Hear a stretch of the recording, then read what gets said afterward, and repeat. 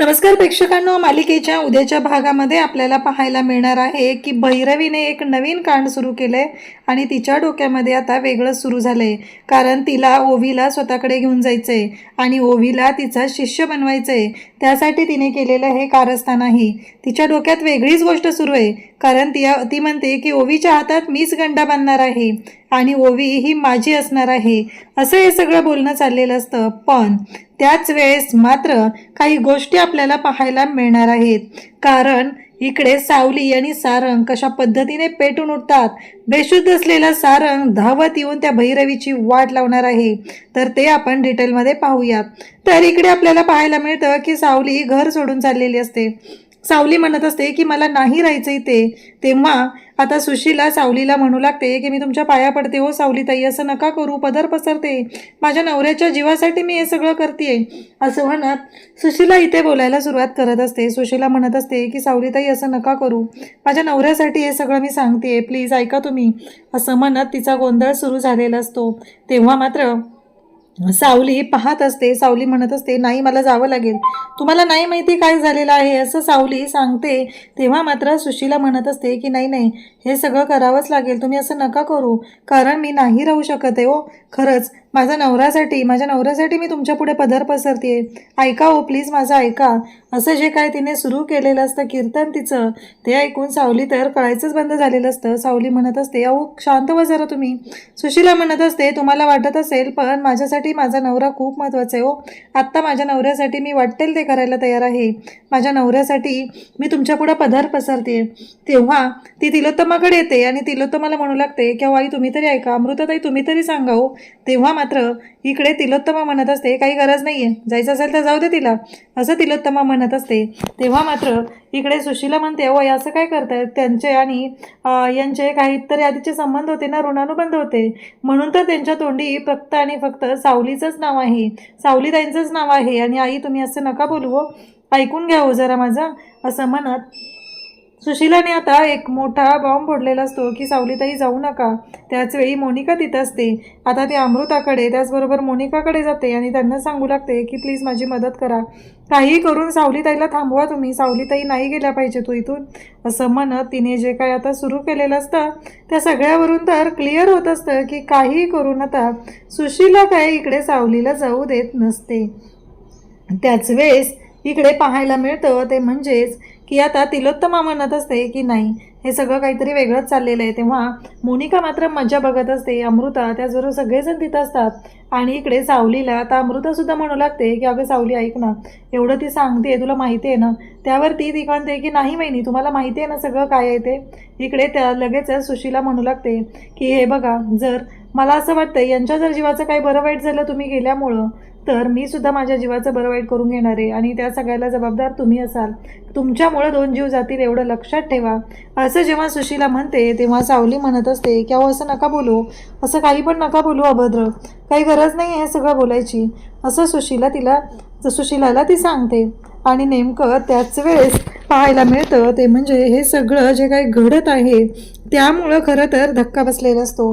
आणि त्याच वेळी इकडे सावली म्हणत असते की नाही मला माफ करा पण मी नाही राहू शकत आहे इथं. आता हे ऐकल्यानंतर सुशीला विचार करत आहे. सुशीला म्हणते हे बघा, आता जर तुम्ही तसं बोलणार असाल आणि यांना जर काय झालं तर मी नाही ऐकून घेणार आहे, मी माझ्या जीवाचं खरंच बरं वाईट करेल, असं जे बोललं जातं. आणि त्यावेळी मात्र आता सावली म्हणते बरं ठीक आहे मी थांबते, आणि असं म्हणत सावली थांबायला तयार होते. आता या सगळ्या गोष्टी जेव्हा घडत असतात तेव्हा मात्र सावली तयार तर झालेली आहे, पण त्याचबरोबर सुशीलाने मिठी मारलेली असते. तिलोत्तमा हे सगळं पाहत असते आणि सावलीला जणू काही याबद्दल विश्वासच बसलेला असतो. इकडे ओवी आणि अबीर या दोघांचं तर काय सांगायचं, हे तर म्हाताऱ्या माणसांसारखे बोलत असतात. तेव्हा अबीर म्हणत असतो की मला हे कळत नाही आहे ओवी, हे सगळं काय घडतंय गं, तुझ्या लक्षात येत आहे का, या सगळ्या गोष्टी बघ ना जरा, म्हणजे तुझ्या आईला तुझ्या बाबांना माझ्या आईची गरज आहे, हे सगळ्यांना माहिती आहे, तरी पण इथे काहीच होत नाही आहे, बघितलंस ना तू, आणि आता मला जावं लागणार आहे, कसं होणार आहे हे सगळं. आणि त्याच वेळी तिथे मोनिका येते, कुठं चाललंय दोघं जण, ती बॅग घेऊन कुठं चाललंयस. आता मात्र इकडे अबीर म्हणत असतो आमच्या घरी चाललोय. तेव्हा ती म्हणते कुठेही जायचं नाही, थांब इथे, काही गरज नाही आहे कुठं जायचं, असं सांगितलं जातं. आणि त्याच वेळी इकडे पाहायला मिळतं ते म्हणजे आता त्यांना मोनिका सांगत असते दोघांनी कुठेही जायचं नाही आहे, कॅन्सल झालं आहे तुझ्या आईचं. तेव्हा तो म्हणतो माझ्या आईचं कॅन्सल झालं, कसं शक्य आहे? ती म्हणते ठीक आहे, तुझ्या आईला जाऊन खाली विचार, कळेल मग, मी काही खोटं बोलत नाही आहे तुझ्याशी. आणि अबीरशी उद्धटपणे ती बोलत असते. त्याचबरोबर इकडे पाहायला मिळतं ते म्हणजे अबीर जेव्हा हे सगळं करत असतो तेव्हा मात्र अबीर खूप रागाने पाहत असतो. त्याला खूप राग आलेला असतो. मोनिकाचं हे काही वागणं आहे ते त्याला पटलेलं नसतं आणि तो म्हणत असतो की नाही, असं नाही होणार. आणि तुला माहिती आहे का ओवी, आपल्या स्कूलमध्ये जेव्हा गॅदरिंग असेल ना, ॲन्युअल फंक्शन, तेव्हा यांना काम देऊया आपण, आपल्या एखाद्या नाटकामध्ये हाडळणीचा रोल देऊया, असं अबीर बोलत असतो. खरं तर अबीरला खूप राग आलेला असतो. त्याला हे पटलेलंच नसतं. ही बाई इतकी उद्धटपणे वागत आहे ना, ती गोष्टच त्याला सहन होत नसते.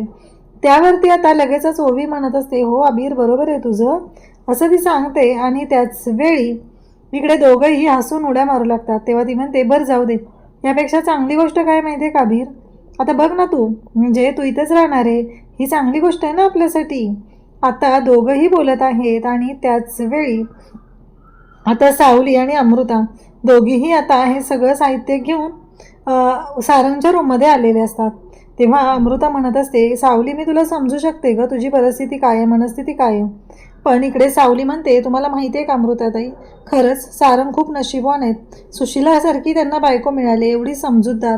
खरं तर मी आत्ता इथे थांबली आहे ना ते फक्त आणि फक्त सुशिलाच्या प्रेमामुळं, कारण तिचं सारंगवर असलेलं जे प्रेम आहे ना त्यामुळे मी इथं थांबले, असं सावली सांगत असते. म्हणजेच आता सावलीला खात्री पटली आहे की या सगळ्यामध्ये आता सुशिलाचं सारंगवर असलेलं प्रेम किती खरं आहे या गोष्टीची खात्री सावलीला पटलेली असते. आणि म्हणूनच सावलीने इथे राहण्याचा निर्णय घेतलेला असतो आणि ती अमृताला ते बोलून सुद्धा दाखवते. त्याचबरोबर अमृता म्हणत असते हो ना खरंच. अगं मग सावली सांगू लागते की उगीच माझ्या मनात येत होतं ना की सुशिलाला काय वाटेल किंवा कसं होईल हे सगळं, या सगळ्या गोष्टींबद्दल उगीच माझ्या मनात येत होतं. आणि असं म्हणत आता ते दोघंही बोलत असतात.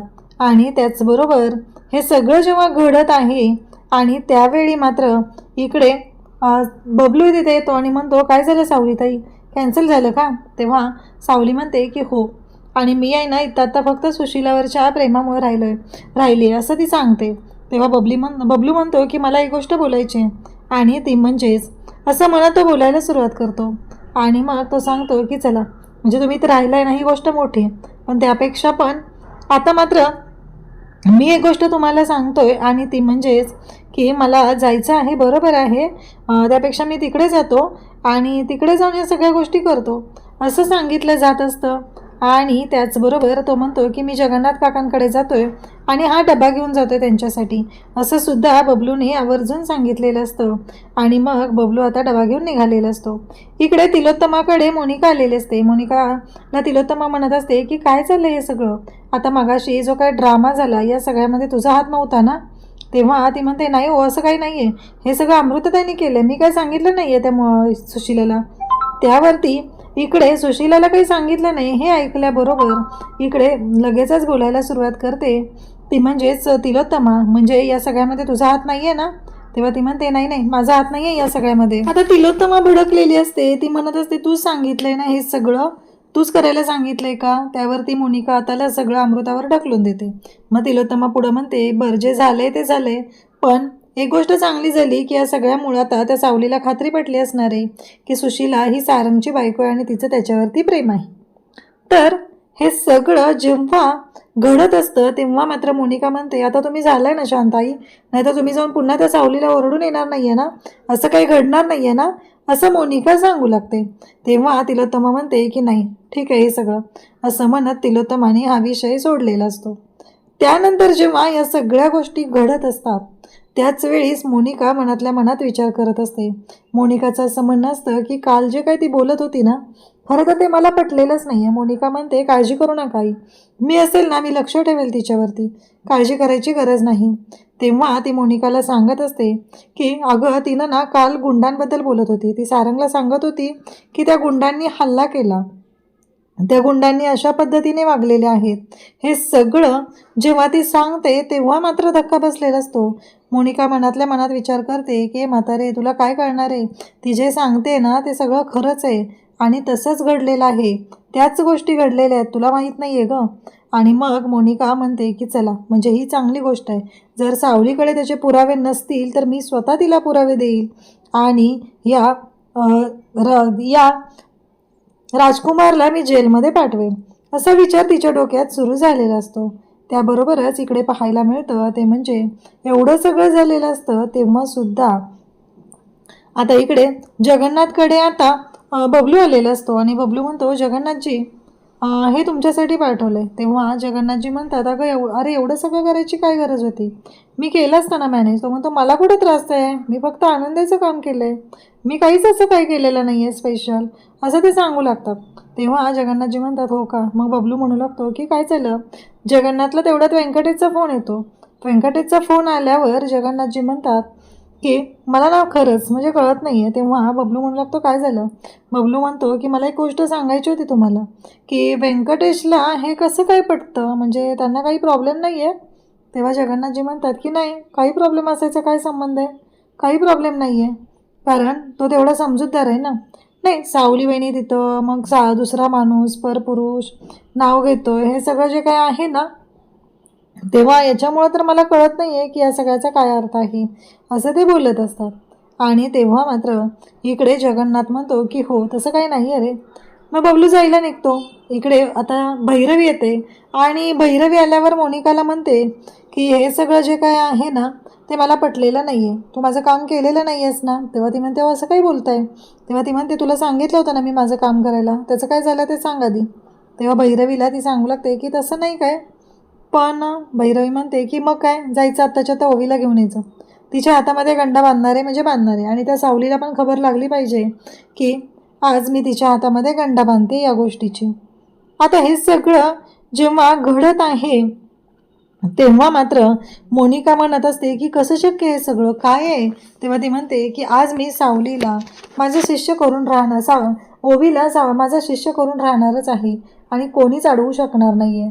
आता हे जेव्हा घडत असतं तेव्हा मात्र भैरवी म्हणत असते की आज कळणार आहे, त्या सावलीचा शिष्य आणि तिची लेक हे सगळं माझ्या ताब्यात असणार आहे, तिच्यापासून मी घेऊन जाणार आहे. हे सगळं जेव्हा घडत असतं तेव्हा मात्र आता भैरवीने पाठवलेलं आहे. तर आपल्याला पाहायला मिळतं की ओबी म्हणत असते की नाही, मी फक्त सावली टीचरची शिष्य आहे, मी त्यांच्याकडूनच गाणं शिकणार आहे, मला बाकी कोणाशीही घेणं नाही आहे, तुम्ही माझ्या हातात गंडा बांधायचा नाही. भैरवी म्हणत असते, का असं काय करतेस. तेव्हा तिथे मोनिका उभी असते. मोनिका म्हणते, बांधून घे चाल. आता मोनिका अशी धमकी दिलेली असते की तुझ्या बापाला मारून टाकेल. त्यामुळं बिचारी ओवी हे सगळं जेव्हा ऐकते तेव्हा मात्र ओवीच्या लक्षात येतं की या सगळ्या गोष्टी चुकीच्या पद्धतीने चाललेल्या आहेत. आणि आता जेव्हा जबरदस्तीने तिच्या हातात गंडा बांधला जात असतो तेव्हा मात्र सावली तिथं धावत येते आणि सावली म्हणते, थांबा. आता सावली आणि अमृता मिळून भैरवी आणि मोनिकाची कशी वाट लावणार ते आपल्याला पाहायला मिळणार आहे. अशाच अपडेटसाठी चॅनलशी कनेक्ट राहा. थँक्यू.